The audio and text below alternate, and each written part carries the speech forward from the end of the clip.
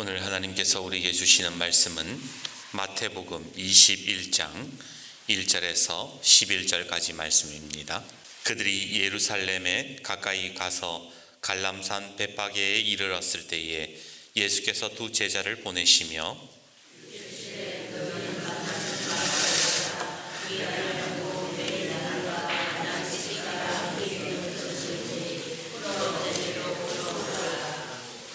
만일 누가 무슨 말을 하거든 주가 쓰시겠다 하라. 그리하면 즉시 보내리라 하시니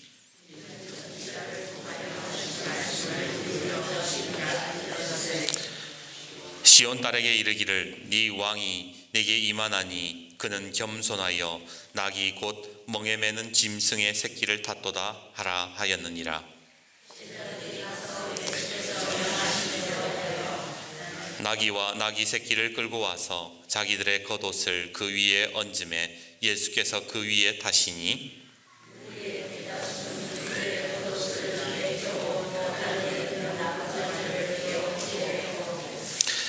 앞에서 가고 뒤에서 따르는 무리가 소리 높여 이르되 호산나 다윗의 자손이여 찬송하리로다.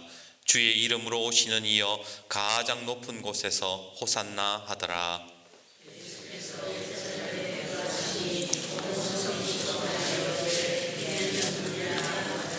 같이요. 무리가 이르되 갈릴리 나사렛에서 나온 선지자 예수라 하니라. 아멘. 오늘은 종려주일입니다. 종려주일이라고 부르는 이유는 예수님이 예루살렘에 입성하실 때에 사람들이 종려나무 가지를 흔들면서 예수님을 환영했기 때문에 그것을 기념하여 종려주일이라고 부르는 것입니다. 오늘 8절과 9절 말씀을 한번 보시겠습니까? 8절과 9절입니다. 무리의 대다수는 그의 겉옷을 길에 펴고 다른 이들은 나무가지를 베어 길에 펴고 앞에서 가고 뒤에서 따르는 무리가 소리 높여 이르되 호산나 다윗의 자손이여 찬송하리로다. 주의 이름으로 오시는 이여 가장 높은 곳에서 호산나 하더라. 예수님을 종려나무 가지를 베어서 예수님 앞에도 깔고 옷도 깔고 예수님을 지극하게 환영했다라는 겁니다. 그런데 여러분, 사람들이 왜 이렇게 예수님을 환영했던 것일까요? 그것은 그들이 외친 구호 호산나라는 단어를 보면 알 수가 있습니다. 호산나라는 히브리 말은 호시아나라고 해서 구원이라는 뜻입니다. 그리고 다윗의 자손이다라는 말은 이스라엘 왕의 혈통이라는 거예요. 즉, 이 이스라엘 사람들이 예수님을 반겼던 이유는 로마의 압제 속에 자신들을 구원해 줄 왕이라고 그렇게 믿었기 때문에, 그렇게 기대했기 때문에 예수님을 반겼던 겁니다. 지금까지 그들은 예수님의 수많은 기적을 보고 들었습니다. 얼마 안 되는 음식으로 사람 몇천 명이 먹었대요. 예수님이 물 위로 걸어 다니셨대요. 심지어는 죽은 사람도 살렸대요. 그의 말에는 권위가 있어서 종교 지도자들도 쩔쩔매고 그 주변에는 언제나 많은 사람들이 몰렸던 겁니다. 예수가 누구인지는 잘은 모르겠지만 그 정도의 능력이면 분명 로마 제국으로부터 구원해 줄 수 있는 능력이 있다, 그렇게 믿었던 것이지요. 그래서 그렇게 반겼던 겁니다. 그런데요, 그들의 기대는 일주일도 가지 못해서 무너지고 말았습니다. 기적을 일으켜서 로마군을 몰아내고 군사 일으켜서 새로운 왕국을 일으킬 것이라 생각했는데 엉뚱한 짓만 하고 다니는 거예요. 결국 실망이 극에 달한 군중들의 환영은 분노로 바뀌었고 종려나무 가지를 버리고 저주를 뱉어가며 손가락질을 하기 시작했던 겁니다. 그래서 종려주일이라고 부르기도 하지만 동시에 순환주일, 예수님의 순환주일이라고 부르는 이유가 바로 여기에 있는 것입니다. 기독교 전통에 따르면 순환주일 설교는, 이 종려주일 설교는 최대한 짧게 하는 것이 기독교 전통이에요. 왜냐하면 예수님이 고난 받으시는 이 장면에서 감히 사람의 생각을 말하고 무슨 예수님의 고난에 대해서 이유를 설명할 필요가 없기 때문입니다. 그래서 이 순환주일에는 설교를 가급적 짧게 하고 예수님이 순환 받으신 그 부분의 말씀을 읽는 것으로 대신하고는 합니다. 오늘 말씀을 나누는 저도 같은 생각입니다. 설교 그렇게 길게 할 필요 없다 생각해요. 예수님의 고난의 의미가 이렇다 저렇다 말하는 것보다 오히려 예수님의 고난을 잠잠하게 바라보면서 우리도 함께 걸어가는 것, 그것이 진짜 의미가 있는 것이 아닐까요? 오늘 예수님은 예루살렘에 입성하신 이후에 십자가에서 못 박히시기 전까지 딱 일주일을 보내셨어요. 그 일주일 동안 예수님은 어떤 일을 하셨을까요? 첫째 날입니다. 이 일주일 기간의 첫째 날, 예수님이 예루살렘에 입성하신 날입니다. 마커스 보그라는 성경학자에 따르면 예수님이 예루살렘에 입성할 당시에 반대편 쪽에서 총독 빌라도가 로마 군인들하고 같이 이 예루살렘에 입성했다라고 그렇게 이야기를 합니다. 왜 그날 이 예루살렘에 로마 총독이 왔느냐? 유대인 민족 최대 명절인 이 6월달에는 수많은 사람들이 예루살렘에 모이기 때문에 혹시 반란이 일어나거나 그 시위들이 일어날 것을 대비해서 이 로마 황제가 야, 너 가가지고 그날 시끌벅적한 그날에는 네가 좀 시위 안 일어나도록, 반란 일어나지 않도록 거기 가 있어. 그래서 빌라도가 온 거예요. 한번 생각해 보세요. 예수님이 동문으로 지금 들어오고 계시고 반대편에는 빌라도 총독이 로마 군인들하고 이렇게 해서 같이 동시에 들어왔다고 생각해 보세요. 유대인들 입장에서는요, 빌라도가 꼴 보기 싫은 거예요. 빨리 저거 좀 사라졌으면 좋겠는데, 저 완악한 로마 놈들이 없어졌으면 좋겠는데, 예수님이 우리의 기대주 예수가 들어온다 그러니까 어떻게 하겠어요? 예수님을 더 열렬하게 반겼던 거예요. 평소에는 그렇게 안 하다가 로마 총독이 들어온다 그러니까 너희도 한번 봐봐라. 우리가 지금 어떻게 하는지 한번 봐봐라. 그러면서 종려나무 끊어다가 더 뜨겁게 환호를 했던 것이지요. 아마 빌라도도 들어오면서 내심 속으로는 많이 놀랐을 겁니다. 그리고 이스라엘 백성들은 한껏 기대에 부풀어 있었던 겁니다. 이제 둘째 날이 밝았습니다. 사람들이 기대에 부푼 마음으로 예수님을 주목합니다. 야, 예수라는 사람이 어떤 기적을 일으킬까? 이제 무슨 이야기를 할까? 그렇게 예수를 따라갔는데 예수님은 말 없이 성전으로 들어가더니 갑자기 그 장사하는 사람들과 그 상과 의자를 다 엎어버리는 거예요. 예수님이 그럽니다. 기록된 바 내 집은 기도하는 집이라 일컬음을 받으리라 하였거늘 너희는 강도의 소굴로 만들었구나. 불같이 화를 내면서 성전에서 장사하는 사람들을 쫓아버리는 거예요. 그리고 성전에서 나오는 길에 시각장애인과 그리고 다리 저는 자들을 고쳐주셨습니다. 뭐지? 도대체 저 예수라는 사람이 뭘 하는 거지? 그리고는 예수님이 길을 가다가 갑자기 멀쩡한 무화과 나무 앞에 딱 멈춰서더니 그러는 거예요. 어떻게 해서 열매가 없느냐? 너는 영원토록 열매를 맺지 못할 것이다. 그래서 무화과 나무가 그 자리에서 저주를 받아서 말라 죽고 말았습니다. 사람들이 당황을 하지요. 적어도 기적을 일으켜서 뭔가 보여줄 줄 알았는데, 로마 군인들과 뭔가 대척점에 설 줄 알았는데, 아니 하다못해 독립선언이라도 할 줄 알았는데 예수님이 이상한 짓을 하는 거예요. 셋째 날이 되었습니다. 예수님이 또 성전으로 가요. 그리고 사람들에게 말씀을 가르칩니다. 내가 왜 무화과 나무를 저주했는지 아느냐? 너희는 열매를 맺어야 된다. 예수님이 그런 이야기를 하세요. 앞으로 큰 환란이 닥칠 것이고 세상 끝날에는 이러한 징조가 있을 것이며 그래서 너희는 깨어 있어야 돼. 그러는 와중에 종교 지도자들이 와가지고 예수님에게 시비를 걸어요. 네가 뭔데 성전에 들어와가지고 백성들을 가르쳐? 무슨 권위로 와서? 그렇게 예수님은 종교 지도자들과 하루 종일 논쟁을 벌여요. 그게 셋째 날이에요. 넷째 날도 다르지 않았습니다. 예수님은 여전히 성전 주변에서 말씀을 가르치고 계세요. 이날도 바리새인들이 찾아와서 예수님의 흠을 내기 위해서 막 함정 질문들을 하기 시작하는데, 그때 예수님이 이런 얘기를 하세요. 가이사의 것은 가이사에게, 하나님의 것은 하나님께 바쳐라. 그때 수많은 군중들이 예수님께로부터 등을 돌렸을 거예요. 왜냐하면 가이사의 것은 가이사에게, 하나님의 것은 하나님의 것은 무슨 말이에요? 로마 정부를 인정한다는 말이잖아요. 아니, 분명히 저 사람이 로마 정부를 뒤집어 엎을 사람이라고 기대했는데 가이사의 것은 가이사에게 바치라는 거예요. 그리고 종교 지도자들은 예수님을 죽일 음모를 꾸미기 시작했던 거예요. 안 되겠다, 죽여버리자. 이 다섯째 날은 예수님의 생애에서 가장 중요한 날입니다. 예수님이 제자들과 함께 유월절 마지막 음식을 드시고는 제자들에게 발을 씻겨주세요. 한 명씩 이리 오너라. 내가 너의 발을 씻어줄 테다. 그리고 감람산으로 가서 기도하기 시작하셨습니다. 아버지여, 만일 할만하시거든 이 잔을 내게서 지나가게 하옵소서. 그러나 나의 원대로 마시옵고 아버지의 원대로 하옵소서. 그리고 배신자 가룟 유다를 앞세운 로마 군인들에게 붙잡히셨습니다.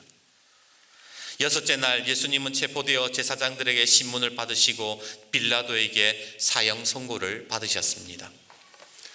그때 가룟 유다는 자살했고 베드로는 예수님을 부인했으며 온 유대인들로부터 조롱과 멸시를 받았습니다. 그렇게 기대했던 예수인데 자기들의 기대와는 전혀 달랐기 때문이죠. 그리고 십자가에 못 박혀 죽으셨습니다. 마지막 일곱째 날에 기록이 없어요, 성경에.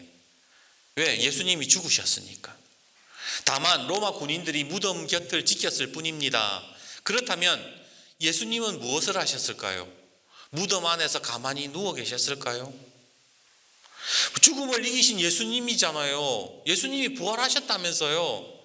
그런데 무덤 안에서 그냥 가만히 누워 계셨을 리는 만무하고, 그래서 많은 제자들이 어떻게 생각을 했느냐, 예수님이 그때 지옥에 내려가셨다, 이렇게 이야기를 해요. 여러분, 찬송가 앞에 있는 사도신경 한번 찾아보시겠어요?